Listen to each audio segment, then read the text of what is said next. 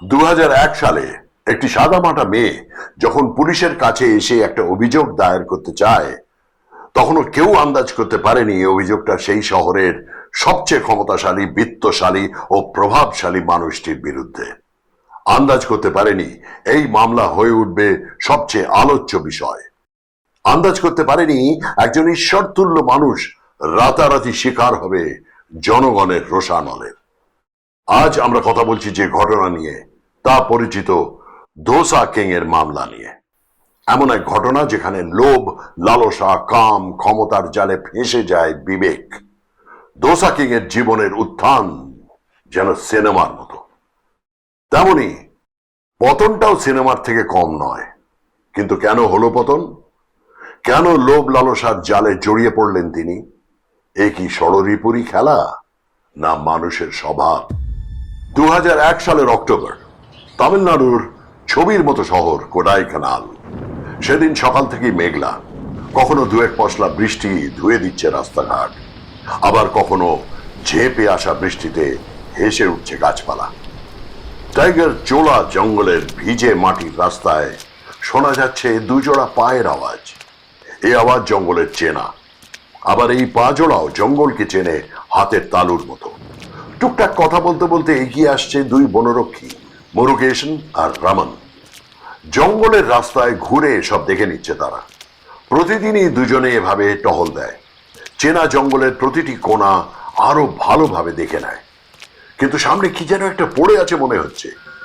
একটু থমকে যায় দুজনেই, হাতের লাঠিটা আরো শক্ত করে ধরে এগিয়ে যায় টর্চ জালে। কয়েক পা এগোতেই মিটার পাঁচেকের খাদ, সেখানেই পড়ে আছে। কি কি পড়ে আছে? চেঁচিয়ে উঠল রামান। শুকনো পাতা ভিজে রাস্তাটি বেশ পিছল হয়ে উঠেছে। গাছের শিকড়, মাটি, ঘাসে জমা জলে সরে যাচ্ছে দৃষ্টি। খুব সাবধানে নামে দুজনে। ভালো করে টর্চ ফেলতেই রক্ত হিম হয়ে আসে। এটা একটা মানুষ, কম বয়সী মনে হচ্ছে। বেঁচে আছে তো? দৌড়ে এগিয়ে যেতে চায় রামান। মুরুগেশন চেপে ধরে হাতটা। নীল চেক জামা, চন্দন রঙের প্যান্ট, সাজ পোশাক দেখে মনে হচ্ছে শহুরে ছেলেই হবে। বুকটা ফুলে গিয়েছে, পচতে শুরু করেছে শরীর, সঙ্গে দুর্গন্ধ। জঙ্গলের গাছপালার বুনো গন্ধকে ছাপিয়ে যাচ্ছে সেই গন্ধটা। দুজনে বুঝতেও পারেনি এই দেহটাই নাড়িয়ে দেবে পুরো শহর, রাজ্য, সিস্টেম, ক্ষমতার ভর কেন্দ্রটাকে। পুলিশ আসে, দেহ তোলা হয়। স্পষ্ট অনুমান করা যাচ্ছিল গলা টিপে খুন করা হয়েছে ছেলেটাকে। কিন্তু কে খুন করলো, কাকেই বা করলো, সবটাই ধোঁয়াশা। সব থানায় খবর পাঠানো হলো, কোথাও কোনো নিখোঁজ ডায়েরি হয়নি। ফলে কিছুতেই পরিচয় জানা যাচ্ছিল না। কোডাইকানাল পুলিশ দেহ ময়না তদন্তে পাঠায়। রিপোর্ট আসে, কিন্তু ততদিনেও কেউ দেহ শনাক্ত করতে আসেননি, কেউ খোঁজই করেননি। পুলিশ অবাক হচ্ছিল, একটা মানুষ পৃথিবী থেকে বেমালুম গায়েব হয়ে গেল, আর কারো হেলদোল নেই। যাই হোক, মামলাটা চাপা পড়ে যায়। দেহটিকে কবর দেয় পুলিশ। তবু যদি কেউ আসে, সেই আশায় একটা বড় গ্রানাইট পাথর দিয়ে চিহ্নিত করে দেওয়া হয় ওই জায়গাটা। 2 মাস কেটে যায়। কোডাইকানাল থেকে 500 কিলোমিটার দূরে চেন্নাইয়ে শুরু হয় আরেকটা গল্প। ঝকঝকে দিন, থানায় ধবদরস্ত হয়ে রয়েছেন পুলিশ কর্মীরা। অবিন্যস্ত শাড়ি, এলোমেলো চুল, হন্তদন্ত হয়ে ঢুকলেন এক মহিলা। কাঁপা কাঁপা হাতে ধরা 40 পাতার এক অভিযোগপত্র। কি আছে এতে? হাতে নিলেন থানার এক ইন্সপেক্টর। প্রতিটা লাইন পড়ছেন আর থেমে মহিলার মুখের দিকে তাকাচ্ছেন তিনি। আর ইন্সপেক্টরের অবস্থা দেখে অন্যরাও এসে নজর দেন ওই অভিযোগপত্রে। সকলেরই চোখ ছানা বড়া। কি বলছেন এই মহিলা? 10টা নৈমিত্তিক চুরি, ডাকাতি, স্বামীর হাতে মার, এসব কিছু ঘটনা নয়। সোজা অপহরণ, নির্যাতন, খুনের অভিযোগ করেছেন তিনি। আর সেটাও কার বিরুদ্ধে? চেন্নাইয়ের বিরাট ব্যবসায়ী, সর্বনা ভবনের কর্ণধার দোসা কিং এর বিরুদ্ধে। দেশে বিদেশে দক্ষিণ ভারতীয় খাবার মানেই তখন সর্বনা ভবন। গরিবদের অন্নদাতা, নেতাদের বন্ধু, কোটি কোটি টাকার মালিক যে লোকটা, যাকে বহু মানুষ ভগবানের মতো দেখেন, তার নামে এমন অভিযোগ? পত্রপাঠ অভিযোগ ফিরিয়ে দেন পুলিশ কর্মীরা। জানা যায় অভিযোগ তুলে নিতে বলা হয় ওই মেয়েটিকে। মনে করা হয় তিনি পি রাজাগোপালকে বদনাম করে টাকা পয়সা নিতে চাইছেন। পুলিশ কর্মীরা তাকে সেটাও জিজ্ঞাসা করেন, যার বিরুদ্ধে লড়তে যাচ্ছেন সেই দিকে পাল্লা কতটা ভারী, অর্থ সামর্থ্য থেকে ক্ষমতা সবই যে সেদিকে। বারবার বোঝানো হয় মেয়েটিকে, কিন্তু এই সাধারণ মেয়েটা অনড় থাকে তার সিদ্ধান্তে। ভীরু পদক্ষেপে দৃঢ়তা ছাপ। কেউ সঙ্গ না দিলেও, কেউ অভিযোগ নিতে না চাইলেও তিনি এ লড়াইয়ের মাঠ ছাড়বেন না, স্পষ্ট করে জানিয়ে দেন তিনি। শুরু হয় যুদ্ধ। একদিকে ক্ষমতা, অর্থ, প্রতিপত্তি, অন্যদিকে তিনি একা। মহাভারতের যুদ্ধ হয়েছিল 18 দিন ধরে, আর এর লড়াই চলেছিল 18 বছর। কিন্তু এই রাজাগোপাল লোকটি কে? 1959। রাজাগোপালের বয়স তখন 12। গ্রাম থেকে শহরে আসার লড়াই চালাচ্ছে। চেন্নাইয়ে এসে রাজপথ থেকে গলি, জুতোর শোকতলা খুইয়ে ঘোরে ছেলেটা, কিন্তু কেউ কাজ দিতে চায় না। কখনো জিনিস বয়ে, কখনো এঁটো বাসনপত্র তুলে 2 পয়সা রোজগার করে। সঙ্গী অদম্য জেদ আর মুরুগান, অর্থাৎ ঈশ্বর। সকালে সেই ঈশ্বরকে প্রণাম করে কাজ খুঁজতে বেরোতো ছেলেটা, ফিরে নিজেকে তৈরি করত পরের দিনের যুদ্ধের জন্য। একটা হোটেলে কাজ জুটল। এঁটো থালা বাসন তোলার ফাঁকে ফাঁকে ব্যবসার নানান দিক শিখতে লাগলো সে। 3 বছরের মধ্যে নিজের ব্যবসা শুরু করলো। বয়স তখন 15। আর কিছুদিন বাদে শুরু করলো ছোটখাটো কেটারিং এর কাজ। জন্মদিন, স্কুলের অনুষ্ঠান, বাড়ির অনুষ্ঠানে খাবার দিত সে। আস্তে আস্তে তার খাবারের প্রশংসা ছড়িয়ে পড়তে লাগলো শহরে। আর একটু বড় হতে আলাপ হলো এক জ্যোতিষীর সঙ্গে। রাজাগোপালের হাত দেখে তিনি বললেন যে এই হাত খাবার তৈরির জন্য নয়, বহু মানুষের ভাগ্য তৈরি হবে এই হাতে। টাকা জমাতে শুরু করলো রাজাগোপাল। কেটারিং, হোটেল থেকে যা যা লাভ হতো সব জমিয়ে রাখতো, আর অপেক্ষা করত সুযোগের। সুযোগ এলো। চেন্নাইয়ের কে নগরে কামাক্ষী ভবন নামে একটি পুরনো রেস্তোরাঁ বিক্রির খবর এলো। জ্যোতিষের কাছে ছুটলো ছেলেটা। কিনবো? জ্যোতিষ বললেন, অবশ্যই, এই রেস্তোরাঁই তোমার ভাগ্য বদলে দেবে। ঈশ্বর মুরুগনের নামে শুরু হলো সর্বনা ভবনের যাত্রা। দোসা, ইডলি, ফিল্টার কফির নাম ছড়িয়ে পড়তে শুরু করলো। আড়ে বহরে বাড়লো ব্যবসা, বাড়লো জ্যোতিষে নির্ভরতাও। প্রতিটা পদক্ষেপ নতুন রেস্তোরাঁ চালুর আগে জ্যোতিষীর পরামর্শ নিতেন তিনি। পাড়ি দিলেন বিদেশে। কিছু জনপ্রিয় রেস্তোরাঁর চেন দেখলেন। একই রকম খাবারের স্বাদ, পরিচ্ছন্নতা, প্যাকেজিং সব শিখলেন। সর্বনা ভবনেও চলল সেই পথে। তবে তিনি একা নন, প্রত্যেক কর্মী তার কাছে পরিবারের মতো ছিল। এই মেয়েটার একটা অভিযোগ সব যেন ছন্ন ছাড়া করে দিচ্ছিল।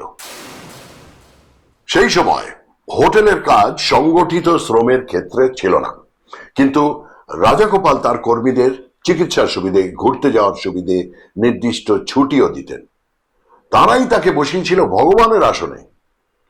ফেলে আসা গ্রামে মন্দির প্রতিষ্ঠা করেন তিনি, উন্নয়ন করেন, ধীরে ধীরে গরিবদের অন্নদাতা হয়ে ওঠেন।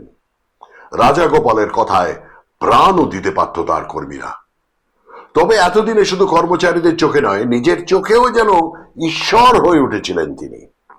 সাফল্যের শিখর ছুঁয়ে যাওয়া একটি মানুষ, আর এর পুরো কৃতিত্বটাই তিনি দিতেন তার জ্যোতিষীকে। কিন্তু যাকে সবাই ভগবানের চোখে দেখে, তার বিরুদ্ধে এরকম ভয়ঙ্কর অভিযোগ কেউ কল্পনাও করতে পারে না। কেন বিয়ে করতে চাইছিলেন রাজাগোপাল? এই প্রশ্ন সামনে এনে দেয় তার এক অন্য চেহারা। মেয়েটির কান্না, পুলিশ স্টেশনের মাটিতে বসে পড়া বিধ্বস্ত চেহারা বলছিল সে বোধহয় খুব একটা মিথ্যে বলছে না। কিন্তু উল্টো দিকে তো অন্নদাতা মসিহা, তার সম্পর্কে কথাগুলো মানতে পারছিলেন না পুলিশ কর্মীরা। কিন্তু এই সাহসী মেয়েটি, কি এর পরিচয়? জীবজ্যোতি, একেবারেই সাধারণ একটি মেয়ে। যুবতী ডানাকাটা সুন্দরী নয়, খুবই সহজ সরল। সবচেয়ে সারল্য তার দু চোখে, বড় শান্ত মায়াময় সে চোখ। রাজাগোপালের এক অ্যাসিস্ট্যান্ট ম্যানেজার রামাস্বামী স্ত্রী জীবজ্যোতি। সে অবশ্য অনেক পরের কথা। আসলে জীবজ্যোতির বাবাও রাজাগোপালের কাছে কাজ করতেন। সেই সূত্রেই পরিচয় হয়। প্রায় নানা অছিলায় জীবজ্যোতিকে ডেকে পাঠাতেন রাজাগোপাল, তার সঙ্গে সময় কাটাতে চাইতেন। কিছুদিনের মধ্যে একেবারে বিয়ের প্রস্তাব দিয়ে দিলেন। জীবজ্যোতি অবাক, তার চেয়ে বয়সে দ্বিগুণ একটা লোক, তার বাবার মতো একটা লোক তাকে বিয়ে করতে চাইছে। এমনও নয় যে রাজাগোপাল অবিবাহিত, তাহলে কেন? জীবজ্যোতি সেই সময় একজনকে ভালোবাসতেন, প্রিন্স শান্তাকুমার। শান্তাকুমার জ্যোতির ভাইকে পড়াতেন। সেখানেই দুজনের আলাপ, প্রেম, একে অপরের সঙ্গে সারা জীবন কাটাতে চাওয়া। দুই বাড়িতেই প্রথমে আপত্তি ছিল, কিন্তু সেসব কিছু না মেনে তারা বিয়ে করেন। সুখে দুঃখে সারা জীবন কাটানোর অঙ্গীকার করেন। কিন্তু কোনো এক রাহু গ্রাস করে নেয় সুখ। জাত ধর্ম টাকা পয়সা এসব কিচ্ছু না, দুজনের মাঝে প্রাচীর হয়ে দাঁড়ান রাজাগোপাল। ততদিনে নিজের জ্যোতিষীদেরও জীবজ্যোতির কথা জানিয়েছেন রাজাগোপাল। তারা বলেছেন এই মেয়েকে বিয়ে করতে পারলে তার জীবনে আরো উন্নতি হবে। সাফল্যের নেশায় অন্ধ রাজাগোপাল আর কিচ্ছু ভাবেননি। ঝাঁপিয়ে পড়েছেন জ্যোতিকে পেতে। যে কোনো মূল্যেই জ্যোতিকে পেতে চান তিনি। তাতে টাকা, ভয় দেখানো, অপহরণ, যা করতে হয় হবে। আর এসব রাজাগোপালের কাছে কিছুই নতুন নয়। তার দুই স্ত্রী বর্তমান, প্রথম জন বল্লী, পরে কৃত্তিকা নামে একজনকে বিয়ে করেন। কৃত্তিকাও তার এক কর্মচারী স্ত্রী ছিলেন। ওই কর্মচারীকে ভয় দেখিয়ে, টাকার লোভ দেখিয়ে তার সঙ্গে কৃত্তিকার বিচ্ছেদ করান তিনি, তারপরে বিয়ে করেন। তবে কৃত্তিকা রাজাগোপালের দ্বিতীয় স্ত্রী হিসেবে নিজেকে মানিয়েও নিয়েছিলেন। মানিয়ে নিয়েছিলেন প্রথম স্ত্রী বল্লীও, কিন্তু আবার একজন। এই প্রশ্ন থেকে শুরু হয় আরেক গল্প। জ্যোতি জানান প্রথমে দামি শাড়ি গয়না দিয়ে তাকে কাছে টানার চেষ্টা করেন রাজাগোপাল, সোনার কয়েন উপহার দেন। কিন্তু এসবে জ্যোতির আগ্রহ নেই। প্রিন্সকে আপ্রাণ ভালোবাসে সে। এভাবে জ্যোতিকে বাগে আনা যাবে না দেখে রাজাগোপাল হাত বাড়ালেন জ্যোতির বাবা মায়ের দিকে। তাদের চিকিৎসা, ওষুধপত্র, বেড়ানো সব খরচ করতে লাগলেন। তাতে যদি মেয়ের মন গলে, কিন্তু তাতেও চিড়ে ভিজল না। এবার টার্গেট প্রিন্স। প্রথমে ভয় দেখানো, হুমকি, তারপরে সোজাসুজি ফাঁকা চেক পাঠিয়ে দিলেন প্রিন্সের কাছে। স্ত্রীর বিনিময়ে যত ইচ্ছে টাকা নিতে পারে সে। কিন্তু সব প্রেম কি কেনা যায়? প্রিন্স ফিরিয়ে দিলেন চেক। পয়সা নিলে হয়তো জীবন বদলে যেত, তার জীবনযাত্রার মান বাড়ত, এড়ানো যেত ভবিষ্যতে হওয়া বহু অঘটন। কিন্তু ভালোবাসা, তাকে কি কোনো মূল্যে বিক্রি করা যায়? মন ছেড়ে মাথা দিয়ে খেলা শুরু করলেন রাজাগোপাল। একের পর এক হাসপাতালে জোর করে চেক আপের জন্য নিয়ে যাওয়া হলো জীবজ্যোতিকে। সেখানে সব ডাক্তারেরা রাজাগোপালের কেনা। তারা শেখানো বলি আওড়াতে থাকলেন। জ্যোতিকে ক্রমাগত বলা হতে লাগলো প্রিন্সের সঙ্গে যৌন সম্পর্ক থাকলে তার ক্ষতি হয়ে যাবে। HIV পরীক্ষা করানো হলো।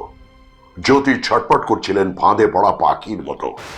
কোনোভাবেই জাল কেটে বেরোতে পারছিলেন না তিনি।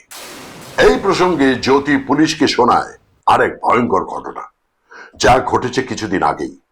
শুনতে শুনতে পুলিশের মনে হয় যেন কোনো হাই ভোল্টেজ ড্রামার তামিল ছবি দেখছেন। বলা বাহুল্য, জ্যোতির মুখে এই ঘটনা মনোগ্রাহী এক বিনোদন ছবির গল্পের মতোই শুনছিলেন পুলিশ। তখন বেশ রাত। বিছানায় পাশাপাশি ঘুমোচ্ছেন প্রিন্স আর জ্যোতি। বাইরের দরজায় ধূপধাপ ধাক্কা, একটানা। ঘুম ভেঙে যায় ভয়। কে এলো এত রাতে? কোন রকমে দরজা খোলে প্রিন্স। সঙ্গে সঙ্গে তাকে ধাক্কা মেরে ঘরে ঢুকে পড়েন 4-5 জন। দুজনকে টানতে টানতে গাড়িতে তোলা হয়। জামা ছিঁড়ে যায়, হাত পা ছড়ে যায়, কারো কোনো হেলদোল নেই। বেশ কিছুটা পথ গাড়িতে এনে তাদের নামানো হয় একটা গুদাম ঘরে। জায়গাটা চেনা চেনা, এ তো সরবনা ভবনেরই একটি গুদাম। ঘরে দুজনকে ঢুকিয়েই শুরু হয় প্রিন্সকে বেধড়ক মার। আসেন রাজাগোপাল। জ্যোতি কাঁদতে কাঁদতে লুটিয়ে পড়ে তার পায়ে। হাত তুলে মার থামাতে বলেন রাজাগোপাল। প্রিন্সকে অন্য ঘরে নিয়ে যেতে ইশারা করেন। চোখের ইশারায় বলেন আরো মারতে। তারপরে সময় দেন 48 ঘন্টা। এর মধ্যে বাক্স প্যাটরা গুছিয়ে চলে যেতে হবে জ্যোতিকে ছেড়ে, এলাকা ছেড়ে, না হলে কপালে আরো দুর্ভোগ। কিন্তু ওরা যেন অবিচ্ছেদ্য। হাজার মারে কেউ কাউকে ছাড়তে রাজি নন। আরো কিছুক্ষণ মনের ঝাল মিটিয়ে মারধর চলে, তারপরে ছেড়ে দেওয়া হয় দুজনকে। রক্তাক্ত ভয়ার্ত হয়ে বাড়ি ফেরেন তারা। কিছুদিন বাদে প্রিন্সের কাছে একটা ফোন আসে, ড্যানিয়েলের ফোন। সেই দিন যে গুন্ডারা মারধর করছিল, ড্যানিয়েল ছিল তাদের মধ্যেই। রাজা গোপালের ডান হাত বলেই সবাই চেনে থাকে। কিন্তু সেদিন ফোনে তার সুর কেমন যেন ছিল অন্য। জ্যোতির একটা খটকা লাগতে থাকে। প্রিন্সকে একা পাঠাতে মন সায় দেয় না কিছুতেই। সাই মন্দিরের বাইরে অপেক্ষা করতে থাকে জ্যোতি। প্রিন্স ভেতরে যেতে উদ্যত হলেই একটা গাড়ি আসে। বেশ কজন নেমে প্রিন্সকে চ্যাংদোলা করে তুলে ফেলেন গাড়িতে। চিৎকার করে ওঠেন জ্যোতি। গাড়ি চলে যায় চোখের নিমেষে। আবার একটা গাড়ি এসে দাঁড়ায় তার সামনে। নেমে আসেন জ্যোতির মা। মাকেও শিবির বদল করতে দেখে চমকে ওঠে জ্যোতি। কিন্তু সে অবিচল। কোনোভাবেই প্রিন্স ছাড়া কারো কাছে যেতে রাজি নয়। জোর করে জ্যোতিকে রাজাগোপালের গাড়িতে তুলে দেওয়া হয়। ছাড়াছাড়ি হয়েই যায় দুজনের। আর হয়তো কেউ কাউকে দেখতে পাবে না কোনোদিন। কোনোদিন কথা বলা হবে না, জড়িয়ে ধরা যাবে না। বুকটা ফেটে যায় জ্যোতির। চেন্নাই থেকে দূরে একটা গ্রামে নিয়ে জ্যোতিকে পুজো পাঠ করানো হয়। বারবার বলা হয় টুকটাক করে প্রিন্স ওকে বশ করেছিল। সেখান থেকে আবার চেন্নাইয়ে আনা হয় জ্যোতিকে। কান্না, শোক, দুঃখে জ্যোতি খাওয়া দাওয়া ছেড়ে দেয়। হঠাৎ একটা ফোন আসে তার কাছে। কার গলা? প্রিন্স। কেঁপে ওঠে জ্যোতি। ফোনে ওপার থেকে প্রিন্স বলে সে বেঁচে আছে, ড্যানিয়েলে তাকে বাঁচিয়ে রেখেছে। রাজা গোপাল প্রিন্সকে মারার জন্য 5 লক্ষ টাকা দিয়েছিল ড্যানিয়েলকে। কিন্তু ওর মায়া হয় প্রিন্সকে দেখে। প্রিন্সের মুম্বাই যাওয়ার ব্যবস্থা করে দেয় সে। বলে 15 দিনের আগে কাউকে যেন সে ফোন না করে। কিন্তু প্রিন্সের তর সই ছিল না। সে জানতো জ্যোতি তার খবর না পেয়ে আধমরা হয়ে যাবে। তাই ফোন করে বেঁচে থাকার খবরটুকু দিতে চেয়েছিল স্ত্রীকে। কিন্তু জ্যোতি তাকে ফিরে আসতে বলেন। ড্যানিয়েলের সাহায্যে পালিয়ে যাচ্ছিল প্রিন্স। জল্লাদ ড্যানিয়েলের মনও গলেছিল ওদের ভালোবাসা দেখে। ব্যবস্থা তো সব পাকাই ছিল। জীবনটা হয়তো অন্যরকম হতে পারত। কিন্তু প্রিন্স ও জ্যোতি আবার ভুল করলেন। মানুষকে বিশ্বাস করার ভুল। সারা জীবনের মতন ভুল একটা সিদ্ধান্ত নেন দুজনে। ভাবেন রাজা গোপালের থেকে পালানোর যখন কোনো উপায় নেই, তখন ক্ষমা চেয়ে নেওয়া যাক। হয়তো ক্ষমা করে দেবেন তিনি, ভুলে যাবেন, যে রেহাই দেবেন তাদের। কিন্তু রাজা গোপালকে বুঝতে তাদের ভুল হয়ে যায়। আর এই ভুলের মাসুল দিতে হয় জীবন দিয়ে।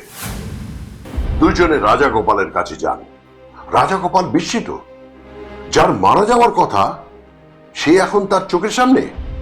আর যাকে ভাগে পাওয়ার এত চেষ্টা, সে নিজে সিংহের গুহায়। ডেকে পাঠানো হয় ড্যানিয়েলকে। রাজা গোপাল জানতে চান প্রিন্স কোথায়। ড্যানিয়েল জানতো যে প্রিন্স নিশ্চয় পালিয়ে গেছে। সে জোর গলায় বলে প্রিন্সকে তো সে মেরে ফেলেছে। রাজা গোপালের চোখের ইশারায় পাশের ঘর থেকে বেরিয়ে আসে প্রিন্স ও জ্যোতি। ড্যানিয়েলের মাথা ঘুরতে থাকে। নিজের জীবনের বাজি রেখে কাকে বাঁচালো সে। রেগে প্রিন্সকে ধরে মারতে শুরু করে। মারতে মারতে আদমরা করে দেয়। জ্যোতিকে নিয়ে চলে যাওয়া হয় অন্য ঘরে। আবার শুরু হয় পুজো পাঠ। তারপরে তাকে রেখে আসা হয় মা বাবার কাছে। কিন্তু জ্যোতি জানতো এই বিচ্ছেদ সাময়িক। ঈশ্বর কখনোই এত নিষ্ঠুর হতে পারেন না। বাপের বাড়িতে সর্বক্ষণ ফোনের পাশে বসে থাকতেন তিনি। এই বুঝি প্রিন্সের ফোন আসে। কিন্তু ফোন আর আসে না। জ্যোতিকে নিয়ে যাওয়া হয় অন্য একটি জায়গায়। আবার শুরু হয় পুজো পাঠ। জ্যোতির বিশ্বাস ছিল এ সবে কিছু হবে না, প্রিন্স তারই থাকবেন। আর তিনিও থাকবেন প্রিন্সের হয়ে। পুজোর জায়গায় ছিলেন রাজা গোপালের দ্বিতীয় স্ত্রী কৃতিকাও। পরে জ্যোতি জানতে পারেন তাকে দিয়ে সমস্ত আচার করানো হয় যা বিধবারা করেন। আঁধার নেমে আসে জীবনে। রাজা গোপাল জিতে নেন জ্যোতিকে। কিন্তু এ কেমন জয়! জীবনমৃত মেয়েটিকে ট্রফির মতো সাজিয়ে রাখেন রাজাগোপাল। কিন্তু এই মেয়ে তো আর সাধারণ নেই। আঘাতে আঘাতে লোহার ফলা হয়ে উঠেছেন তিনি। এবার লড়াই তাঁর একার। 40 পাতার অভিযোগপত্র নিয়ে পুলিশের কাছে হাজির হন জ্যোতি। চেন্নাইয়ের ওই থানায় যখন পিন পড়লেও মনে হবে বোমা ফেটেছে। সব পুলিশের মনেই দ্বিধা, সত্যি মিথ্যার দোলাচল। জ্যোতি কি পুরোপুরি ঠিক বলছেন? যে রাজাগোপাল পুলিশের বড় কর্তা থেকে কর্মীদের উপহার পাঠান, পাশে থাকেন, সারবানা ভবন থেকে খাবার আসে, তিনি সত্যি এমন? থানায় তখন অধিকাংশ পুলিশ কর্মী তদন্তের আগেই শুনিয়ে দিয়েছে রায়। পুরোটাই সাজানো নাটক। জ্যোতি কোনো পরিকল্পনা করেছেন ওকে ফাঁসানোর। প্রিন্সকেও তিনি সরিয়ে দেননি তো? হয়তো রাজাগোপালের সঙ্গে কোনো লেনদেন ছিল। এখন পরিস্থিতি ঘুরে গিয়েছে। অঙ্ক মিলছিল না কিছুতেই। তবুও অভিযোগ যখন এসছে তখন তদন্ত তো করতে হবে। না চাইতেও পুলিশকে নড়াচড়া করতেই হয়। আর সেখানে যে তথ্য উঠে আসে তার জন্য প্রস্তুত ছিল না কেউই। তদন্ত শুরু হতেই প্রথমে ধরা হয় ড্যানিয়েলকে। পুলিশের লাঠির সামনে ভেঙে পড়েন তিনি, উগরে দেন সব। জাকির হোসেন, কাশী বিশ্বনাথন, একের পর এক লোককে গ্রেপ্তার করে পুলিশ। ফোনের রেকর্ড, কল লিস্ট ঘাটা হয়। দেখা যায় অক্টোবরের শুরুতে রাজাগোপালের ফোন থেকে অজস্রবার ফোন গিয়েছে ড্যানিয়েলের কাছে। জ্যোতির বয়ান অনুযায়ী সেই সময়ই ওকে আর প্রিন্সকে আলাদা করা হয়েছিল। ড্যানিয়েল সহ আরো কয়েকজনের ব্যাংক অ্যাকাউন্টে প্রচুর টাকার লেনদেন নজরে আসে পুলিশের। সবটাই ওদের মাইনের বাইরের টাকা। পুলিশের সন্দেহ বাড়তে থাকে। প্রিন্সের ছবি দেখিয়ে সন্ধান শুরু হয়। এবার হদিশ মেলে এক অটো চালকের। পুলিশের জেরায় তিনি জানান প্রিন্সকে গাড়িতে করে শহরের বাইরে নিয়ে যেতে দেখেছেন তিনি। কোডাইকানালের সেই বৃষ্টি ভেজা রাত জঙ্গলের পথে একটি দেহ দেখতে পেয়েছিল মুরুগেশন আর রমন। আলোচনা শুরু হয় সেই দেহ নিয়ে। পুলিশ যে জায়গায় দেহ পুঁতেছিল পাথর দিয়ে চিহ্নিত করে রাখা হয়েছিল সেই জায়গাটা। কয়েক মাস আগে দেহ তুলে ময়না তদন্তে পাঠানো হয়, কিন্তু নিশ্চিত হওয়া যাচ্ছিল না যে দেহটি কার। তখন ডিএনএ পরীক্ষা এত সহজ ছিল না। উপায় খুঁজতে থাকেন পুলিশ কর্মীরা। ছবি দেখে মাথার খুলি দেহের প্রতিস্থাপন করা হয়। মাপ নেওয়া হয় দেহের নানা অঙ্গের। পুলিশ নিশ্চিত হয়ে যায় দেহটি প্রিন্সের। যেন বোমা ফাটে রাজ্যে। এমন ক্ষমতাবান মানুষের বিপক্ষে কিনা এরকম একজন চুনোপুটি। তামিলনাড়ু মিডিয়া ঝাঁপিয়ে পড়ে জীবন জ্যোতির দোষ খুঁজতে। তাকে রাজাগোপালের রক্ষিতা বলে দাগিয়ে দেওয়া হয়। রাজাগোপালের থেকে একসময় দামি দামি উপহার, শাড়ি, গয়না সে যে নিয়েছে সেটা সামনে আছে। অস্বীকার করারও কোনো উপায় ছিল না তার। মিডিয়া বলতে শুরু করে ফাঁসানো হচ্ছে অন্নদাতাকে। এতদিন দামি উপহার নিয়ে তাকে ব্যবহার করে এখন ছুঁড়ে ফেলে দিচ্ছে। কিন্তু জাতীয় স্তরের টিভি চ্যানেল, খবরের কাগজগুলি ঘটনাটিকে অন্যভাবে দেখছিল।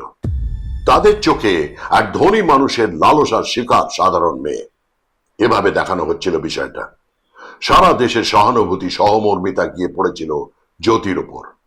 আত্মসমর্পণ করেন রাজাগোপাল। তবে তার একটি পরিকল্পনা ছিল। তবে তা কোনো আত্মগ্লানি বা প্রায়শ্চিত্ত থেকে নয়। এতদিন ধরে যে পাবলিক ইমেজ গড়ে তুলেছিলেন তাতে কোনোভাবেই যাতে কালি না লাগে সেই উদ্দেশ্যে। তিনি জানতেন মানুষ ও মিডিয়ার কাছে তার যে এই দেবতুল্য ইমেজ তাই তাকে সাহায্য করবে বিচারকালীন সহমর্মিতা পেতে। তিনি ভেবেছিলেন আত্মসমর্পণ করে দেখাবেন কত সুনাগরিক তিনি। তদন্তের স্বার্থে পুলিশের কাছে যেতেও রাজি হন। জেরা হয়, তদন্ত হয়, জামিন পেয়ে যান রাজাগোপাল। সবটাই যেন তার পরিকল্পনা মতোই চলছিল। জানা যায় তদন্তেও প্রভাব খাটাতে চেয়েছিলেন তিনি, কিন্তু চালে একটু ভুল হয়ে যায়। জ্যোতির ভাইয়ের উপর প্রাণঘাতী হামলা হয় এই সময়। এর আঙুল ওঠে রাজাগোপালের দিকে। জনতার সহানুভূতি ঘুরে যায়। রাতারাতি অন্নদাতা থেকে ভিলেন হয়ে ওঠেন রাজাগোপাল। তিনি বোধহয় বুঝতে পারেননি মানুষের বিশ্বাস ধারণা এত তাড়াতাড়ি বদলে যেতে পারে। তামিলনাড়ুর মিডিয়া দৃষ্টিভঙ্গিও বদলে যেতে থাকে। জ্যোতির ইন্টারভিউ নেওয়া হয়। সাধারণ একটা মেয়ের দৃঢ়তা, অনমনীয় মনোভাব, হার না মানা মানসিকতা প্রশংসা পেতে থাকে। গুরুত্ব বাড়তে থাকে জ্যোতির। জানাজানি হয় জ্যোতিষীর পরামর্শেই এত কিছু করেছিলেন রাজাগোপাল। কুসংস্কার আঁকড়ে ধরার মনোভাব রাজাগোপালের বিপক্ষে যায়। তবে তাকে দমানো যায়নি এত কিছুর পরেও। স্বাভাবিক ছন্দেই জীবন চলছিল তার। একের পর এক ধর্মীয় অনুষ্ঠান, সামাজিক অনুষ্ঠানে যেতে দেখা যায় তাকে। দুস্থদের পাশে দাঁড়ানো, যে কোনো প্রয়োজনে সাহায্যের হাত বাড়িয়ে দেন। আসলে নিজের ভাবমূর্তি শোধরাচ্ছিলেন তিনি, কিন্তু পুলিশ বসেছিল না। সমস্ত সাক্ষ্য প্রমাণ নিয়ে মামলা এমন ভাবে সাজানো হয় যে রাজাগোপালের পালানোর পথ ছিল না। আর অন্যদিকে তীর চালানো হয় জ্যোতির চরিত্রে। 2004 সালে প্রথম রায় বার হয়। সেশন কোর্ট রাজাগোপালকে দোষী সাব্যস্ত করে, কিন্তু খুনের দায় নয়। প্ররোচনা, অপহরণ, মানসিক নির্যাতন সহ নানা কারণে তার 10 বছরের জেল হয়। জেলে যেতেই জমা পড়তে থাকে তার মেডিকেল রিপোর্ট। দেখানো হয় তার শারীরিক অবস্থার অবনতি হচ্ছে। জেল থেকে হাসপাতাল আনা হয় তাকে। 2009 সালে জামিনও পেয়ে যান। এরপরেই সারা জাগানো একটি রায় দেয় চেন্নাই হাইকোর্ট। সেখানে রাজাগোপালকে খুনের দায়ে দোষী সাব্যস্ত করা হয়। যাবজ্জীবন কারাদণ্ড দেওয়া হয় তাকে। তবে আরো 10 বছর জেলের বাইরেই কাটিয়ে দেন রাজাগোপাল। কিভাবে? তার আইনজীবী একের পর এক স্বাস্থ্য সংক্রান্ত নথি পেশ করতে থাকেন। জেলে নয়, হাসপাতালে থাকতে শুরু করেন রাজাগোপাল। শেষমেশ 2019 সালের 29 মার্চ পুরো বিষয়টায় দাঁড়ি টানে সুপ্রিম কোর্ট। তাকে জেলে থাকার নির্দেশ দেওয়া হয়। তখনও হাল ছাড়েননি তার আইনজীবী। রাজাগোপালের বয়স তখন 71। কোর্টে এলেন তিনি। হেঁটে নয়, গাড়িতে নয়, অ্যাম্বুলেন্সে। মুখে অক্সিজেন মাস্ক, স্ট্রেচারে শুয়ে কোর্টে ঢুকলেন রাজাগোপাল। এমন অবস্থায় দেখে কি জেলে পাঠানো যায়? জেলের হাসপাতাল, সেখান থেকে সাধারণ হাসপাতালে রাখা হলো তাকে। সাজা পেয়েও সাজা পেলেন না। সেখানেই 4 দিন বাদে হার্ট অ্যাটাকে মারা যান তিনি। হয়তো এটাই হওয়ার ছিল। এ জগতে নয়, তার সাজা হওয়ার কথা হয়তো অন্য জগতে। আমি সব্যসাচী চক্রবর্তী আলোচনা করছিলাম কোডাইকানালের কুখ্যাত দোসা কিং মামলা নিয়ে। যে লড়াইটায় জীবজ্যোতি নেমেছিল তা আগাগোড়া অসম লড়াই। অর্থ, ক্ষমতা, প্রতিপত্তি, সামাজিক অবস্থান, প্রভাব, বিশ্বাসযোগ্যতা কোনো দিক দিয়েই রাজাগোপালের ধারে কাছে আসে না জীবজ্যোতি। তবু ভালোবাসার শক্তি থেকেই হোক বা কিছু হারানো নেই এই মনোভাব থেকেই হোক, জীবজ্যোতি মরণ কামড় দিতে পিছু পা হয়নি। জীবজ্যোতির লড়াই সহজ ছিল না মোটেই, যেমন সহজ হয় না কোনো সর্বহারার লড়াই। তবু সেই যে কবে কার্ল মার্কস বলেছেন, proletariats have nothing to lose but their chains. তাদের যে হারানোর কিছু নেই, এটাই তাদের সুবিধে, এটাই তাদের শক্তি। আর এই শক্তি দেয় তাদের জেদ, মাথা না নোয়ানোর মানসিকতা। আর ইতিহাস সাক্ষী, এই শক্তির উপর ভর করে পৃথিবীর কোনায় কোনায় বারবার জিতে গেছে সর্বহারা দল পৃথিবীর তাবড় তাবড় ক্ষমতাশালীদের কাছে। এক্ষেত্রে লড়াইটা গোষ্ঠীর নয়, দুজন ব্যক্তি মানুষের। তাই জীবজ্যোতিকে আমি একটু এগিয়েই রাখি, কারণ তার লড়াইটা সে করেছে সম্পূর্ণ একা, তবু হার মানেনি। কুর্নিশ জানাই তার সাহস, জেদ আর এগিয়ে থাকার মানসিকতাকে। আজ তাহলে এই অবধি। দেখা হবে অন্য একটি অপরাধের গল্প নিয়ে আগামী পর্বে।